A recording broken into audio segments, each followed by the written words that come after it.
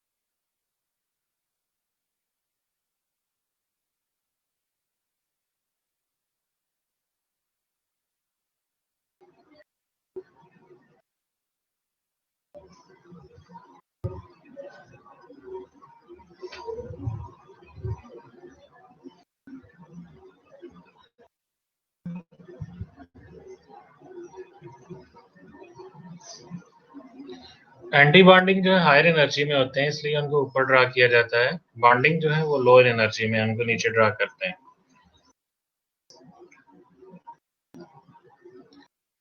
Nitrogen का molecule है यहाँ पे। नाइट्रोजन में 2p में 3 इलेक्ट्रॉन है। इसका हम वैलेंस शेल की डायग्राम सिर्फ ड्रा करेंगे, यहाँ पे 2s और 2p को ड्रा करेंगे। ये एनर्जी एक्सिस है। यहाँ पे ये एटॉमिक ऑर्बिटल है, ये वाले सारे जो है यहाँ पे लिखा हुआ है एटॉमिक ऑर्बिटल, ये एटॉमिक ऑर्बिटल हैं, ये वाले एक नाइट्रोजन एटम के, और ये वाले जो एटॉमिक ऑर्बिटल हैं ये दूसरे नाइट्रोजन एटम के हैं, वैलेंस शेल वाले। ये 2s है और ये 2p के हैं। 2p में 3 इलेक्ट्रॉन मौजूद हैं। अब ये जो 2s वाले टोटल इलेक्ट्रॉन 4 हुए, 2 नीचे चले गए, 2 ऊपर, ये बॉन्डिंग में, ये एंटी बॉन्डिंग में। और 2p में 3 एटॉमिक ऑर्बिटल हैं, क्योंकि इसमें 3 इलेक्ट्रॉन हैं, टोटल 6 इलेक्ट्रॉन है। अगर हम इनको फिल करें, अच्छा अब यहाँ पे जब आपस में इनका कॉम्बिनेशन होता है, तो ये देखें यहाँ पे हमने ये जो पाई 2py हैं, इनको लो एनर्जी पे लिखा हुआ है और सिग्मा 2px को हाई एनर्जी पे लिखा हुआ है। ये यहाँ पे थोड़ा समझने की इसको भी जरूरत है। नॉर्मली ये होता है,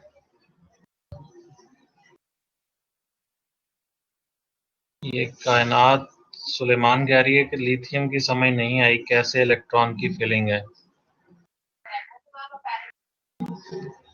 जी, आपको कहाँ से समझ नहीं आई, आप मुझे बताएं। ये जो दरमियान वाले हैं, ये मॉलिक्यूलर ऑर्बिटल हैं, ये सारे, ये वाले, और ये वाले जो हैं, ये एटॉमिक ऑर्बिटल हैं।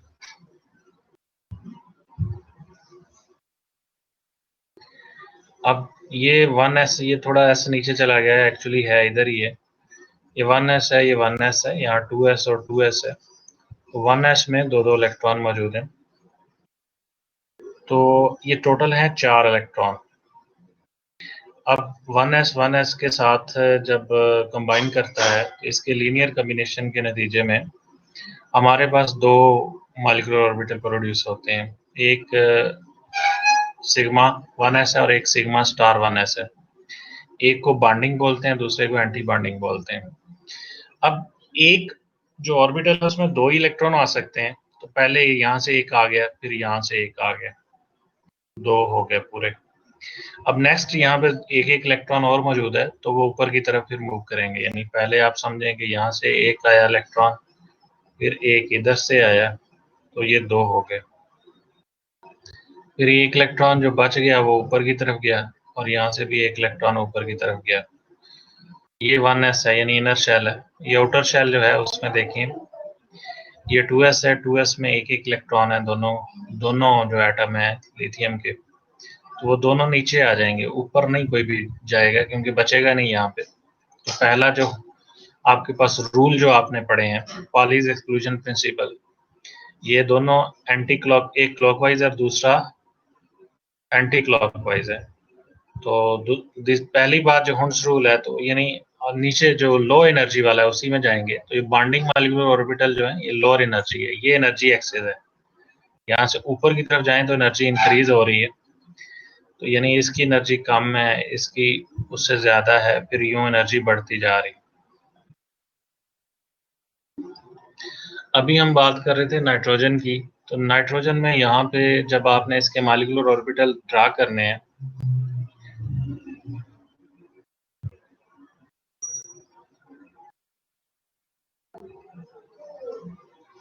अच्छा ये आमना में भी पूछ रही हैं दोबारा कि एच एफ में जब जाएंगे तो फिर मैं आपके क्वेश्चन का जवाब दे दूंगा।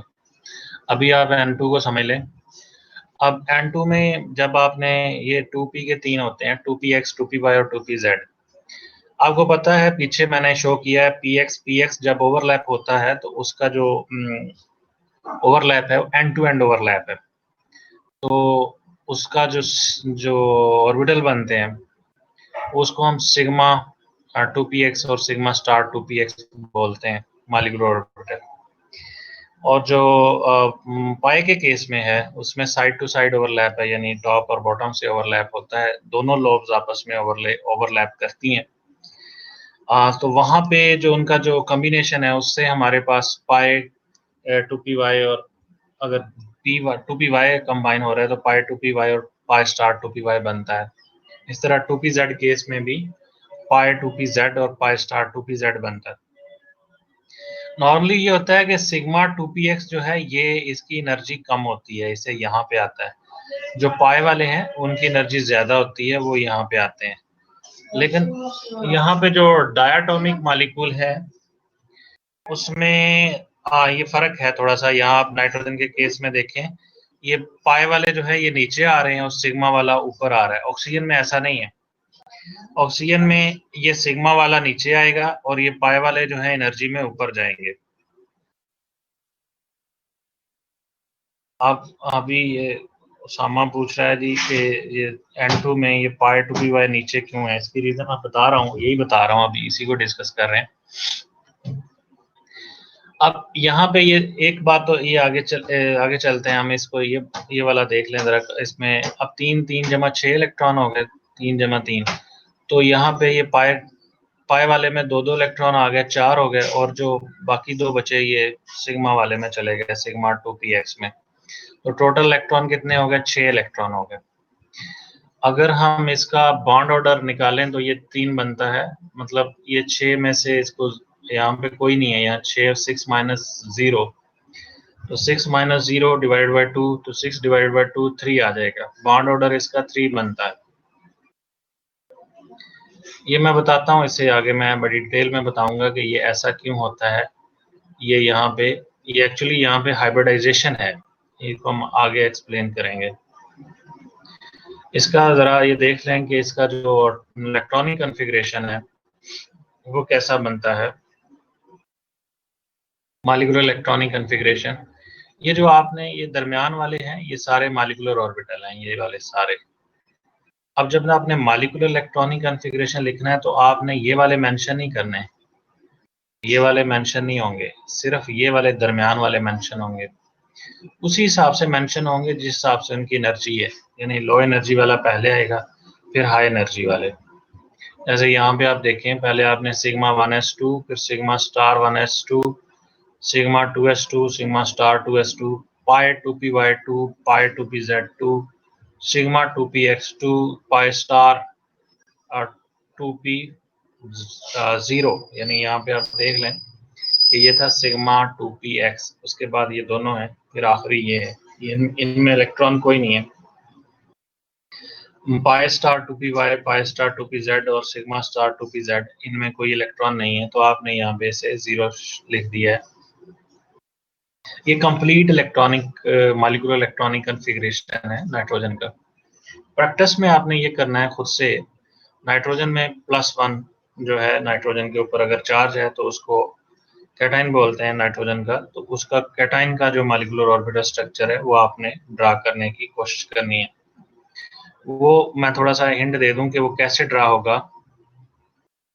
उसमें ये होगा कि जब हम लिखते हैं ना नाइट्रोजन, तो नाइट्रोजन के ऊपर अगर प्लस चार्ज आए तो ये एक इलेक्ट्रॉन खत्म हो जाएगा, यानी उसमें सिर्फ 2 इलेक्ट्रॉन होंगे। एक आपने N प्लस लेना है और दूसरा nitrogen atom as it is लेना है।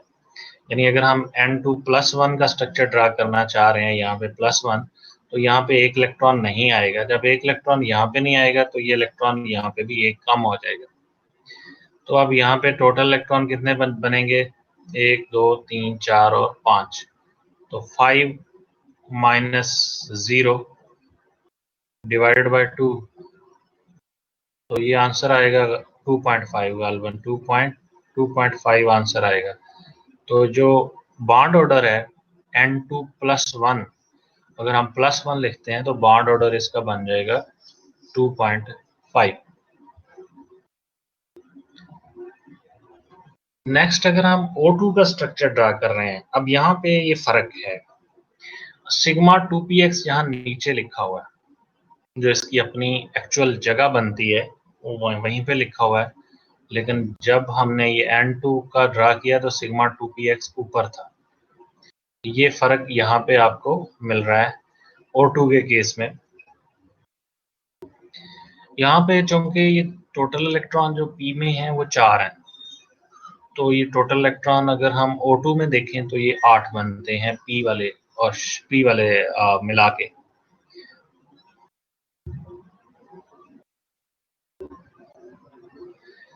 सर हमने एक शामिल, ये समझ नहीं आ रही मुझे, ये कायनात सुलेमान क्या कह रही हैं, मुझे नहीं समझ आ रही। अब जब इलेक्ट्रॉनिक का आपने कॉन्फ़िगरेशन लिखना है ना, मॉलिक्यूलर इलेक्ट्रॉनिक कॉन्फ़िगरेशन, तो सिर्फ ये वाले जो दरमियान वाले हैं ये मॉलिक्यूलर ऑर्बिटल्स हैं, इनको लिखना है। ये वाले जो इलेक्ट्रॉन्स हैं ये एटॉमिक ऑर्बिटल्स के हैं, तो ये नहीं लिखने, तो आपने इसी हिसाब से ये लिखना। अब यहाँ पे आप देखें कि यहाँ पे फर्क N2 और O2 में सिर्फ इतना फर्क है कि ये वाले शेल का फर्क है। यहाँ पे 2px ऊपर है और O2 में 2px जो है वो नीचे है। मैं रीजन आगे बताता हूँ इसकी। यहाँ पे टोटल इलेक्ट्रॉन बनते हैं 8, 4 जमा 4 8।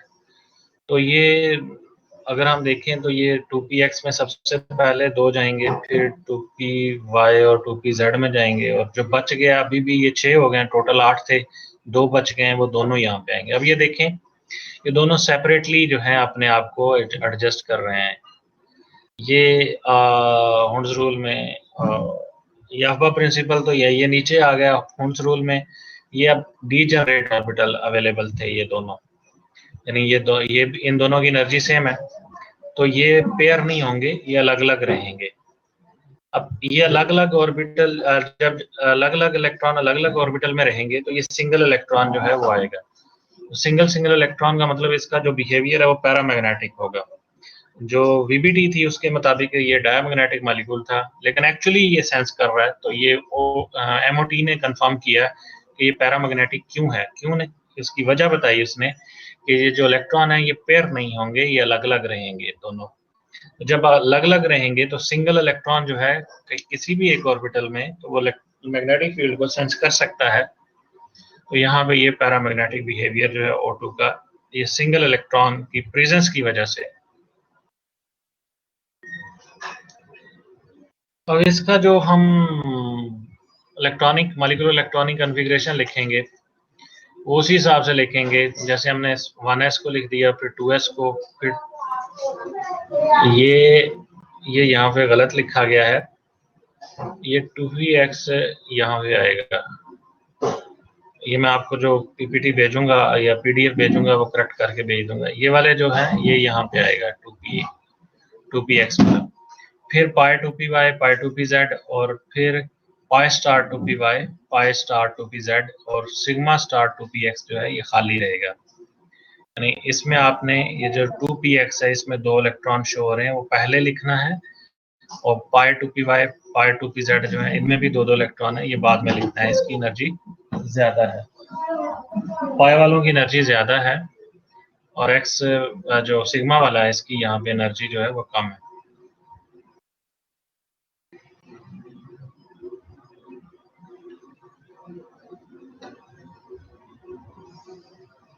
ये मैं बताता हूँ, अभी ये मैंने बताया नहीं है कि ये नीचे क्यों है ऊपर क्यों है। अब आपने प्रैक्टिस में ये करना है। अभी आप जो मैं बोल रहा हूँ इसको जरा इसको फॉलो करें। O2+1 अगर आपके पास कैटाइन आ गया, O2+2 का स्ट्रक्चर ड्रा करना आ गया, या O2-1 का स्ट्रक्चर ड्रा करना आ गया, तो ये आपको करने चाहिए, इसकी आपने प्रैक्टिस करनी है। मैं हिंट यहाँ पे भी दे देता हूँ, जब O2+1 है तो +1 का मतलब है कि एक इलेक्ट्रॉन माइनस हो गया, तो ये एक इलेक्ट्रॉन ये वाला नहीं आएगा, एक इलेक्ट्रॉन जो हम डबल कर रहे हैं ये नहीं आएगा। तो एक तरफ आपने एक इलेक्ट्रॉन नहीं लगाना। अब जब हम कह रहे हैं +2, तो +2 में अगर हम इसकी बात करते हैं ना, O2+2 मतलब दोनों जो एटम हैं वो आयन में तब्दील हो गए, +1+1, यानी ये वाला एक इलेक्ट्रॉन भी आपने गिरा देना है, ये वाला भी गिरा देना है। जब ये गिरेंगे तो ये वाले 2 इलेक्ट्रॉन भी गिर जाएंगे। O2+1 में एक इलेक्ट्रॉन एक तरफ से गिरेगा, दूसरे में एज इट इज आएंगे, लेकिन O2+2 में दोनों इलेक्ट्रॉन दोनों साइडों से गिरेंगे। तो फिर जो है आपने उसका स्ट्रक्चर बना के उसकी डायग्राम जो है उसको शो करना है, और उसका मॉलिक्यूलर इलेक्ट्रॉनिक कॉन्फ़िगरेशन भी लिखना है। जब हम -1 की बात करते हैं तो आपने एक इलेक्ट्रॉन ऐड कर देना है P में। जैसे P में पहले टोटल इलेक्ट्रॉन है 4, तो फिर एक ऐड किया तो 5 हो गए। एक तरफ 5 इलेक्ट्रॉन आएंगे, और यानी एक तरफ आएगा O-1, दूसरी तरफ आएगा O एज इट इज, यानी उसमें 4 ही इलेक्ट्रॉन होंगे। अब -1 की बात करते हैं, एक ही O-1 होगा, दूसरा O एज इट इज होगा, उसमें 4 इलेक्ट्रॉन होंगे। इस तरह से आपने O2-1 का स्ट्रक्चर ड्रा करना है। फिर अभी इसको मैं स्किप करता हूँ, ये बाद में आएंगे हम, ये हेटेरोटॉमिक, ये आपको समझाना चाह रहा हूँ कि ये जो लाइटर एलिमेंट हैं उनमें जैसे B2, C2, N2, वहाँ पे ये लाइटर जो मॉलिक्यूल हैं, लाइटर एलिमेंट से जो लाइटर मॉलिक्यूल बनते हैं, इसमें जो पाई 2py, पाई 2pz है वो एनर्जी में हायर होते हैं sigma 2px is in lighter molecule sigma 2px, हाँ ठीक है, सिग्मा 2px जो है वो उसकी एनर्जी ज्यादा है, पाई वालों की एनर्जी कम है, ठीक है। ऐसा क्यों होता है? This is due to the mixing of 2s and 2p orbitals. कहते हैं जो लाइटर मॉलिक्यूल हैं, लाइटर मॉलिक्यूल कौन से हैं जिनका ये एटॉमिक नंबर या जो वो है मास नंबर वो कम है, B2, C2 और N2, इनको डायाटॉमिक में लाइटर एलिमेंट कहा जाता है।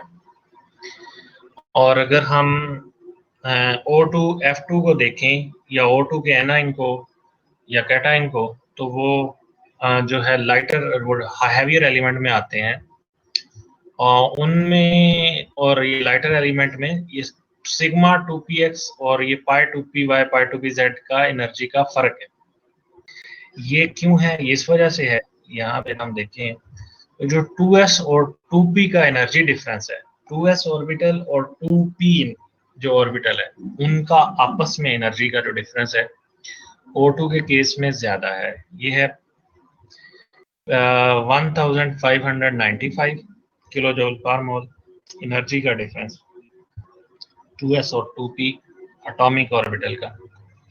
F2 के केस में भी ज्यादा है, ये भले O2 से भी ज्यादा है।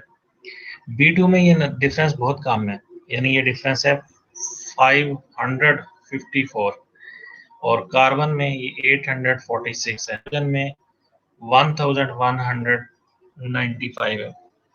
तो 2s 2p का जो एनर्जी डिफरेंस है, ये यहाँ पे अगर आप देख लें F2 B2 F O2 और F2 में ये बहुत ज्यादा है, और ये इनको हम लाइटर एलिमेंट कहते हैं। ये नीचे वाले जो हैं, यहाँ पे जो एनर्जी डिफरेंस है वो कम है। अगर इसको मैं देखा यहाँ से, ये क्या है, इसको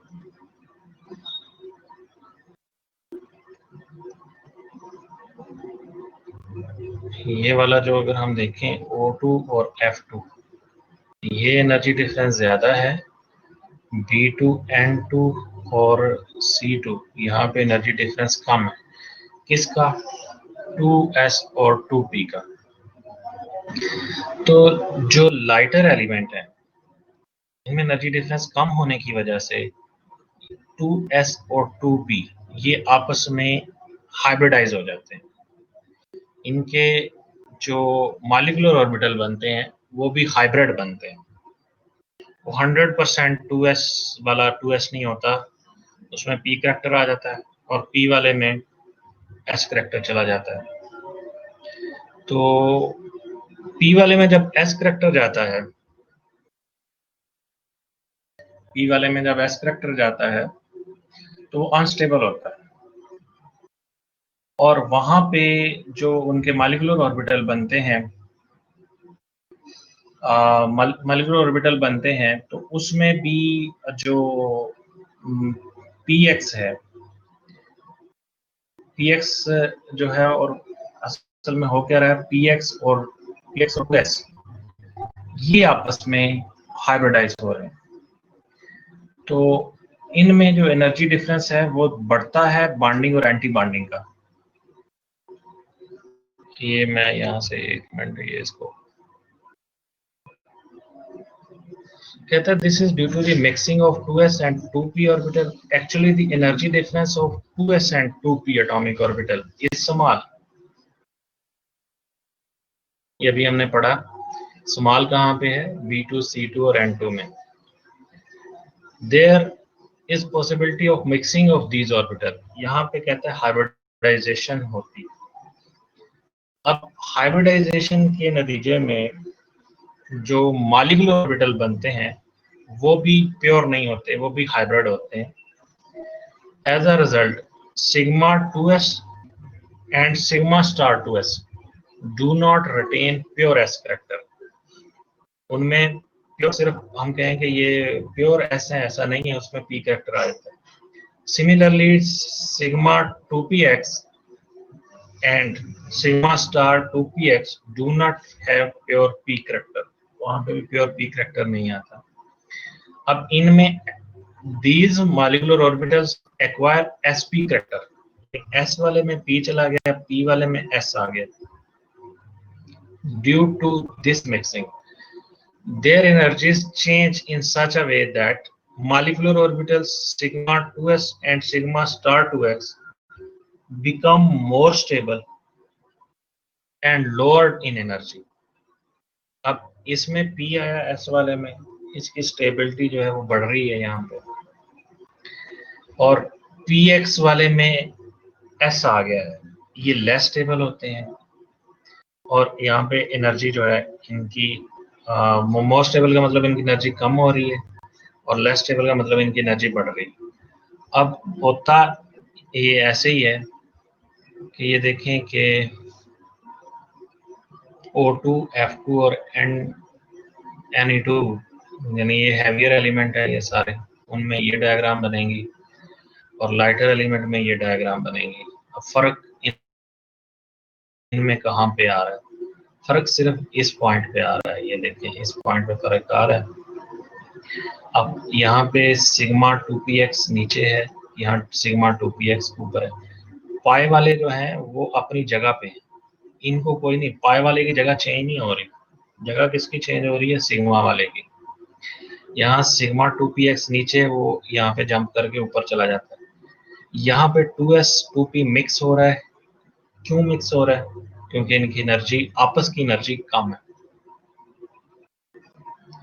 इन केस में, लाइटर एलिमेंट के केस में, हैवियर एलिमेंट में मिक्सिंग नहीं होती 2s 2p की। क्यों? इनकी एनर्जी ज्यादा है, आपस में एनर्जी गैप होने की वजह से मिक्सिंग पॉसिबल नहीं है।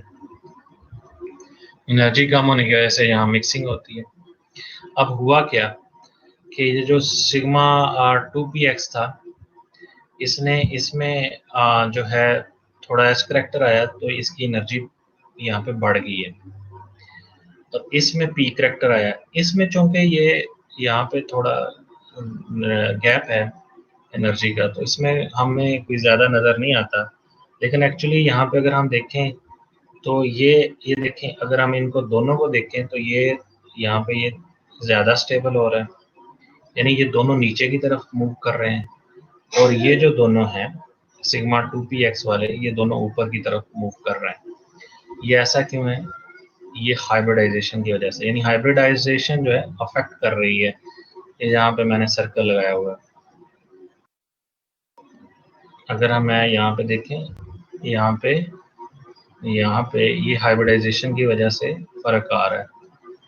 ये थोड़ा सा नीचे जा रहे हैं इस केस की निस्बत।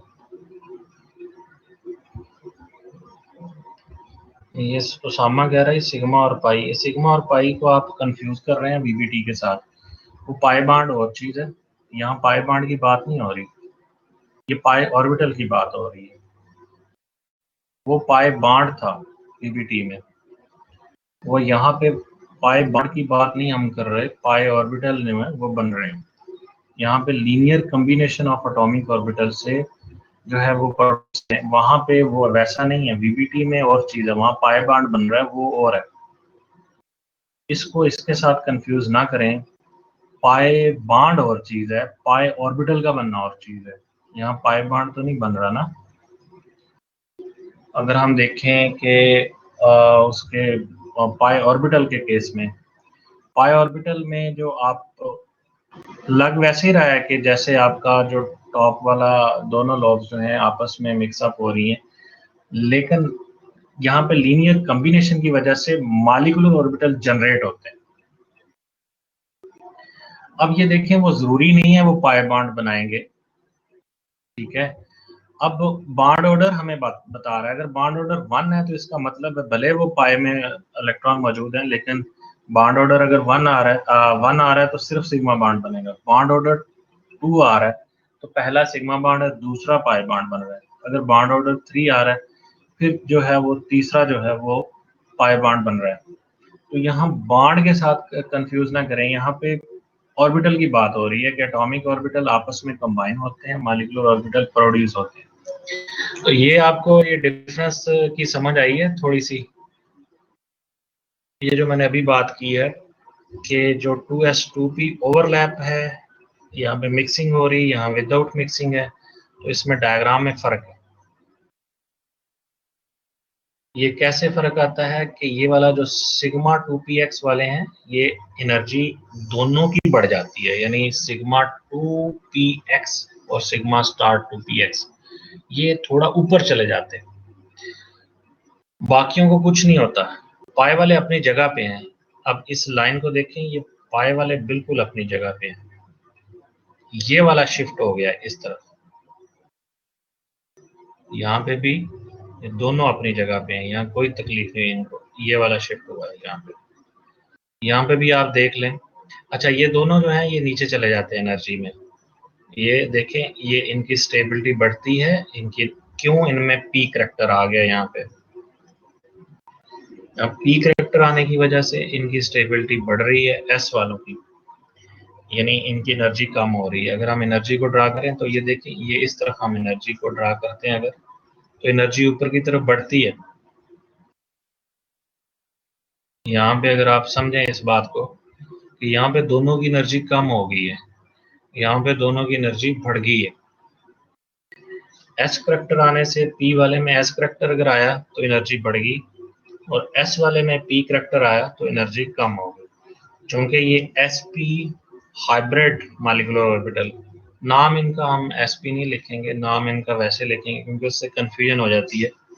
इसको हम लिखेंगे सिग्मा 2s और सिग्मा स्टार 2s।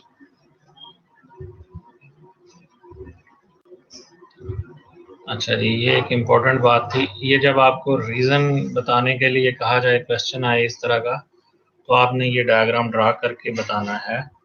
और ये सिर्फ ये डायग्राम नहीं ड्रा करनी, साथ इसके ये सारी बातें भी लिखनी है, ये अभी जो हमने डिस्कस की हैं कि ये कैसे होता है, ये वाली बातें सारी, कि ये करैक्टर जो है ये क्यों आता है, ये वाली, ये जो एनर्जी है ये बढ़ क्यों रही है, वो सारी बात जो है वो आपने लिखनी है। अच्छा, अब हम बात HF वाले को डिस्कस कर लेते हैं। HF वाले को, HF वाला जो मॉलिक्यूल है ये एक हेट्रोटॉमिक है, डायटॉमिक हेट्रोटॉमिक, मतलब दोनों एटम मुख्तलिफ हैं। यहाँ पे हम हाइड्रोजन वाले जो हैं वो, हाइड्रोजन का वैलेंस शेल एक ही है और वो 1s है, 1s में एक इलेक्ट्रॉन है। और अगर हम फ्लोरीन की बात कर देंगे तो उसका 2s भी है और 2p भी है। और 2s यहाँ पे हम ड्रा नहीं कर रहे हैं, हम 2p को ड्रा कर रहे हैं। 2p को अगर देखा जाए तो 2p में 5 इलेक्ट्रॉन है और 3 ऑर्बिटल है। ये अगर हम कहें कि ये 2px है, 2py और 2pz है। अब इसमें ये होता है कि एक जो ऑर्बिटल है उसका, उसमें से एक इलेक्ट्रॉन जो उसमें मौजूद है वो नीचे की तरफ मूव करता है, यानी यहाँ से एक इलेक्ट्रॉन नीचे आ गया, 1s वाले से एक इलेक्ट्रॉन नीचे आ गया, तो यहाँ जो सिग्मा 2px है इसमें 2 इलेक्ट्रॉन चले गए। ये जो दरमियान वाले हैं ये सिर्फ एक, ये वाले जो 4 इलेक्ट्रॉन है ये एक ही एटम के जो न्यूक्लियस है उसके इन्फ्लुएंस में रहते हैं, दूसरे एटम का इनके ऊपर रोल नहीं होता। जब दूसरे एटम का रोल नहीं है तो ये नॉन बॉन्डिंग मॉलिक्यूलर ऑर्बिटल बनते हैं। नॉन बॉन्डिंग मॉलिक्यूलर ऑर्बिटल जो होते हैं उसमें सिर्फ एक एटम के ऑर्बिटल होते हैं, दूसरे एटम का कोई उसमें कंट्रीब्यूशन नहीं होता। जबकि ये नीचे वाले बॉन्डिंग है, ऊपर वाले एंटी बॉन्डिंग, यानी यहाँ पे एंटी बॉन्डिंग बनेंगे ऊपर और ये नीचे। नॉन बॉन्डिंग जो है ये इसके इक्वल लेवल पे आएंगे, उसी एटम के इक्वल लेवल के पे आएंगे एनर्जी में जिस एटम के है। यहाँ पे ऑक्सीजन के हैं तो 2p के हैं तो ये यहीं पे एज इट इज आएंगे। हाँ, एक जो दूसरी बात है जो वहां पे हमने डिस्कस की थी, फ्लोरीन की इलेक्ट्रोनेगेटिविटी ज्यादा है। फ्लोरीन की जब इलेक्ट्रोनेगेटिविटी ज्यादा है तो फ्लोरीन की जो ग्रिप है इलेक्ट्रॉन के ऊपर वो भी ज्यादा है। अगर हम साइज देखें ना फ्लोरीन का, आप बता सकते हैं कि फ्लोरीन का जो साइज है, एटॉमिक साइज, वो बड़ा होगा, छोटा होगा ऑक्सीजन से? किसी बंदे को पता है? फ्लोरीन का जो साइज है, एटॉमिक साइज, ऑक्सीजन से? हाँ जी, स्मॉल है। रीजन बता सकते हैं इसके स्मॉल साइज होने की?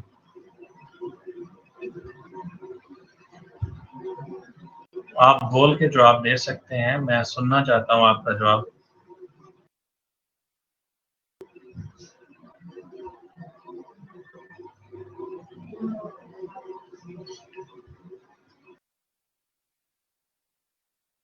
क्यों? क्योंकि उसमें जो न्यूक्लियर फोर्स है वो बढ़ गई है। न्यूक्लियर फोर्स बढ़ने की वजह से जो उसके जो वैलेंस इलेक्ट्रॉन है वो न्यूक्लियस के करीब आ जाते हैं। जब वो करीब आते हैं तो वो ज़्यादा स्टेबल होते हैं, लेकिन इलेक्ट्रॉन की कम होती है। ये बात आपको समझ आ रही है ना? जो फ्लोरीन का जो पहला शेल, तो ये हम कहते हैं ना, ये फ्लोरीन है। इसका ये पहला पहला शेल है जिसमें 2 इलेक्ट्रॉन आ गए। ये दूसरा शेल है, इसमें बाकी जो है वो 5 इलेक्ट्रॉन आते हैं। तो ये शेल करीब होता है ना इसके, फ्लोरीन एटम के, as compare to oxygen atom. अगर हम ऑक्सीजन को देखें तो ऑक्सीजन का अगर ये साइज है, तो अगर हम फ्लोरीन को देखें तो फ्लोरीन का साइज कम होता है। हम ये कहते हैं कि यहाँ पे न्यूक्लियर फोर्स बढ़ गई है। न्यूक्लियर फोर्स बढ़ने की वजह से जो वैलेंस इलेक्ट्रॉन है वो न्यूक्लियस के ज़्यादा करीब आ गए हैं। जब वैलेंस इलेक्ट्रॉन न्यूक्लियस के ज़्यादा करीब आते हैं तो एटॉमिक साइज कम हो जाता है। तो इसका ये मतलब है कि जो वैलेंस इलेक्ट्रॉन है उनकी एनर्जी कम होती है ना। मतलब यहाँ पे जो वैलेंस इलेक्ट्रॉन है उनकी एनर्जी ज़्यादा होगी।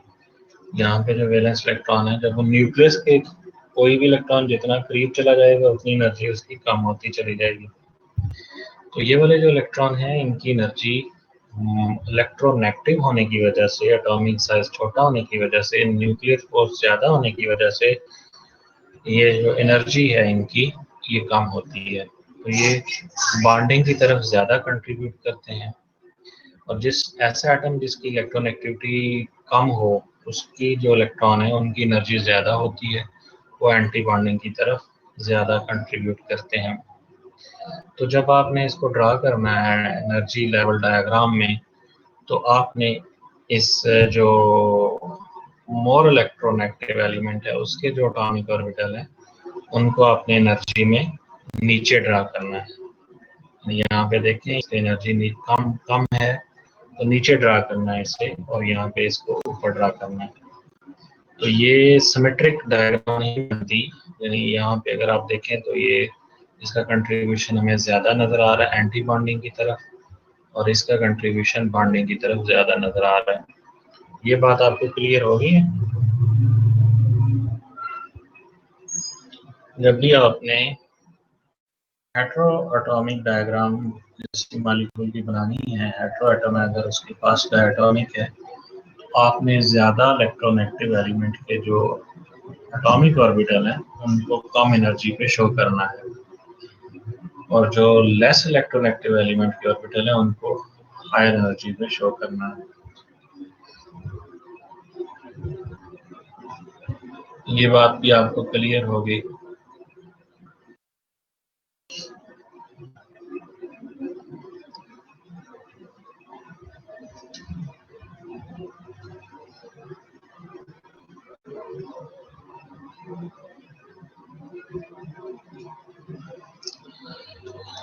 यहाँ पे इनका जो एक मैप सा बनाया गया है,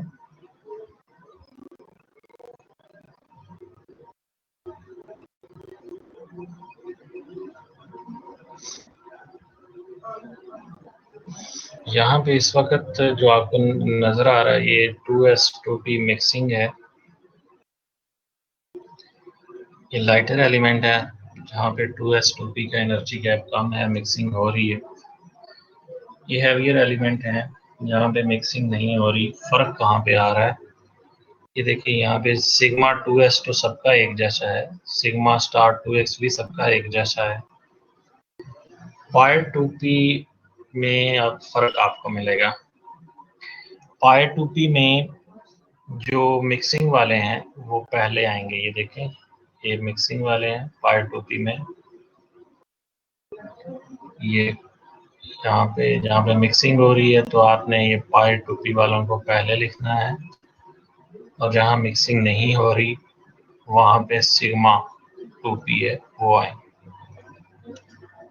ये आपको फर्क यहाँ पे मिल रहा है। यहाँ पे सिग्मा 2p जो है वो इधर आ रहे हैं लाइटर में, और हैवियर में सिग्मा 2p नीचे आ रहे हैं।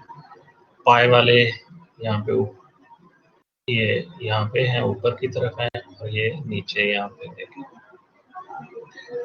और ये पाई स्टार 2p वाई ये तो खाली रहेंगे, ये बाकी जो है ये ये पाई स्टार 2p वाई वाले और 2pz वाले हैं, और ये आखिर में सिग्मा स्टार, ये Ne2 में सिग्मा स्टार 2p में भी इलेक्ट्रॉन जाते हैं। अब अगर आप इस बात को देखें ज़रा मज़ीद तफसील से, तो यहाँ पे एक और चीज़ जो है वो बनी हुई है जिसमें इसकी फिजिकल प्रॉपर्टीज जो हैं उनको रिलेट किया गया है। बॉन्ड एनर्जी को शो किया गया है, बॉन्ड ऑर्डर को शो किया गया है, और मैग्नेटिक प्रॉपर्टीज को शो किया गया है। इलेक्ट्रॉनिक कन्फिग्रेशन जो होता है, valence electronic configuration molecular orbital के हिसाब से वो लिखा गया है। यहाँ पे ये जो येलो कलर है ये बॉन्ड एनर्जी है, और ये जो क्रिम्सन रेड कलर है ये इसमें ये जो है ये बॉन्ड लेंथ को शो कर रहा है पिकोमीटर में, ये इस तरफ है। अब ये एक जो चीज़ है मैग्नेटिक प्रॉपर्टीज में लिखा गया है ये पैरामैग्नेटिक। ये क्यों लिखा गया है पैरामैग्नेटिक? ये अगर किसी में भी सिंगल इलेक्ट्रॉन अवेलेबल है तो वो पैरामैग्नेटिक होगा। अब इसमें सारे पेयर्ड हैं, ये वाला जो एटम है ये कार्बन है C2, इसमें सारे इलेक्ट्रॉन जो हैं वो पेयर्ड हैं। ये देखें, ये भी पेयर्ड, ये भी पेयर्ड, यहाँ भी पेयर्ड, तो ये डायमैग्नेटिक। यहाँ पे ये जो दो इलेक्ट्रॉन है वो अनपेयर्ड, जहाँ पे अनपेयरिंग होगी, सिंगल सिंगल इलेक्ट्रॉन अवेलेबल होंगे तो वो पैरामैग्नेटिक होगा। तो ये वाला जो है ये B2 पैरामैग्नेटिक है। इसी तरह से O2 में ये पैरामैग्नेटिक है, F2 डायमैग्नेटिक है, और Ne2 जो है ये भी डायमैग्नेटिक है। कोई एक भी सिंगल इलेक्ट्रॉन मौजूद है कहीं भी तो वो पैरामैग्नेटिक है। ये देखें यहाँ पे दो सिंगल इलेक्ट्रॉन अवेलेबल हैं, यहाँ भी दो सिंगल इलेक्ट्रॉन अवेलेबल है। तो सिंगल इलेक्ट्रॉन कहीं भी अवेलेबल हो तो वो पैरामैग्नेटिक होगा। अगर सिंगल इलेक्ट्रॉन कहीं अवेलेबल ना हो तो वो पैरामैग्नेटिक नहीं बल्कि डायामैग्नेटिक होगा। जी, आपको ये आज का लेक्चर समझ आया है सबको?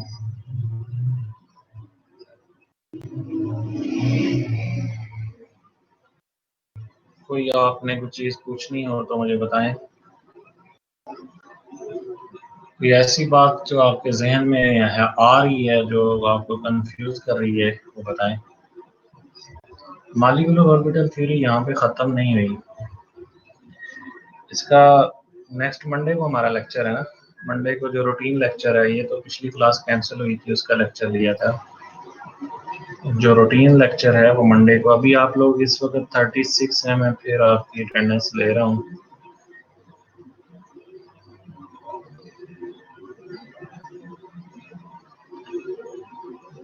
अच्छा, तो नेक्स्ट जो हमारा लेक्चर है मंडे को, उसमें हम मॉलिक्यूलर ऑर्बिटल थ्योरी ही कोई पढ़ेंगे थोड़ा सा मजीद डिटेल से, क्योंकि आपके जो जिनकी ये क्लास थी डॉक्टर मौज़म साहब वो नहीं ले पा रहे, तो उनकी जगह पे मुझे ये क्लास लेनी पड़ रही है।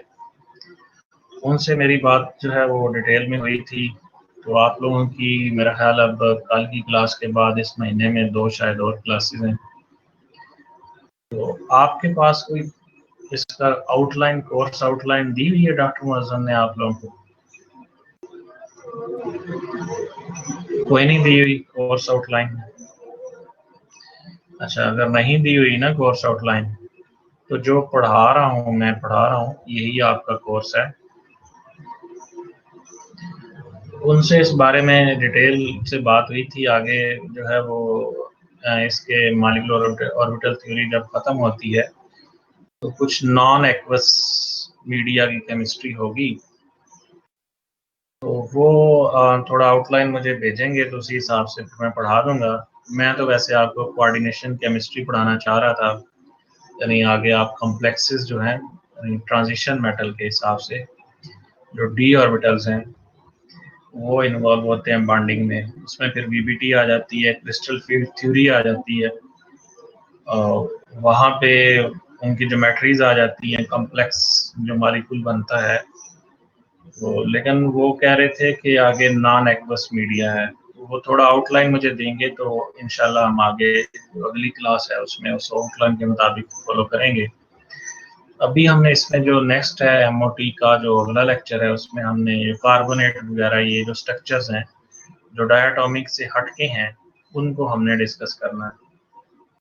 तो ये जो आप 80 मार्क्स वाली असाइनमेंट है जो मैंने आपको दी है, ये कुछ मॉलिक्यूल हैं, ये आप सारे लोग मुझे आज के दिन में भिजवा दें, और कोशिश ये करें कि जो आप भेजें मुझे असाइनमेंट, ये आप लोगों की मेहरबानी है, उसका जो आप टाइटल होता है यानी आप उसका लिखते हैं ना, अनुमान लिखते हैं यानी नाम देते हैं फाइल को, उसमें अपना नाम और रोल नंबर लिखें। कुछ असाइनमेंट 1 ना लिखें, कुछ ना लिखें, सिर्फ आप अपना नाम और रोल नंबर लिखें ताकि मेरे लिए आसानी हो। क्योंकि पोर्टल से नहीं आ रही, पोर्टल से मसला नहीं होता, वहाँ पे नाम रोल नंबर ऑटोमेटिक फाइल में आ जाता है। लेकिन यहाँ पे जब आप मुझे व्हाट्सएप करते हैं तो आप उसका जो टाइटल है असाइनमेंट का, जो आपने फाइल का एक नाम होता है ना, फाइल का नाम, वो आपने उस पीडीएफ फाइल का नाम, अपना नाम लिखना है और ब्रैकेट में अपना रोल नंबर लिखते हैं। ये काइंडली आप लिखें नाम और रोल नंबर, या फिर ये ब्रैकेट में आप वो अपना लिख दें। कुछ एमएससी वाले हैं, बीएस वाले भी हैं, तो ये भी अगर आप साथ लिख सकते हैं। जैसे आपने नाम किसी का आ गया, फिर आगे आप लिख दें एमएससी या बीएससी, फिर आगे रोल नंबर लिख दें, तो ये मेरे पास जो है ना वो आसानी हो जाएगी। तो मेरे लिए ये आसानी है, आप लोगों के फिर वो उसको चेक करना और नंबर लगाना। तो आप आज के दिन में सब भेज दें, जिसकी आज के दिन में असाइनमेंट नहीं आएगी या जो भी मैंने ये वीबीटी के जो क्वेश्चन दिए हैं आज के दिन में जिसने नहीं भेजे उसको मैं एंटरटेन नहीं करूँगा, ठीक है।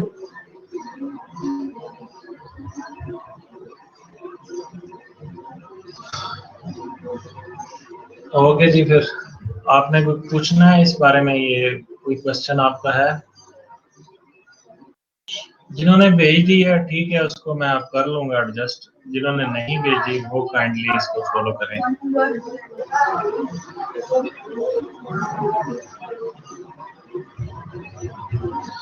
वीबीटी में आपने यही स्ट्रक्चर तैयार करने हैं, आपको कोई मिलता जुलता स्ट्रक्चर आ सकता है इनसे पेपर में, लेकिन अगर आपको ये स्ट्रक्चर आते होंगे तो फिर आप वो स्ट्रक्चर भी कर लेंगे जो पेपर में आएगा।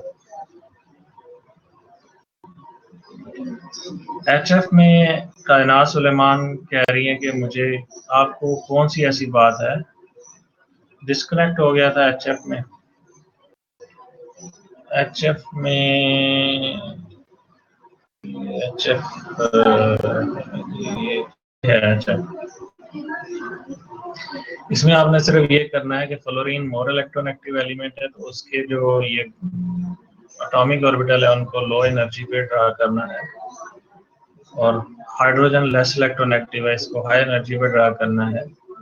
एक एक इलेक्ट्रॉन नीचे आएगा और दरमियान में जो है वो नॉन बॉन्डिंग है।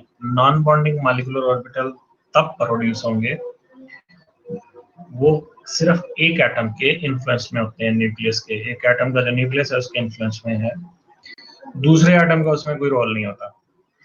लेकिन जब दोनों एटम के एटॉमिक ऑर्बिटल इन्वॉल्व हों तो वो हमेशा बॉन्डिंग और एंटी बॉन्डिंग बनाते हैं।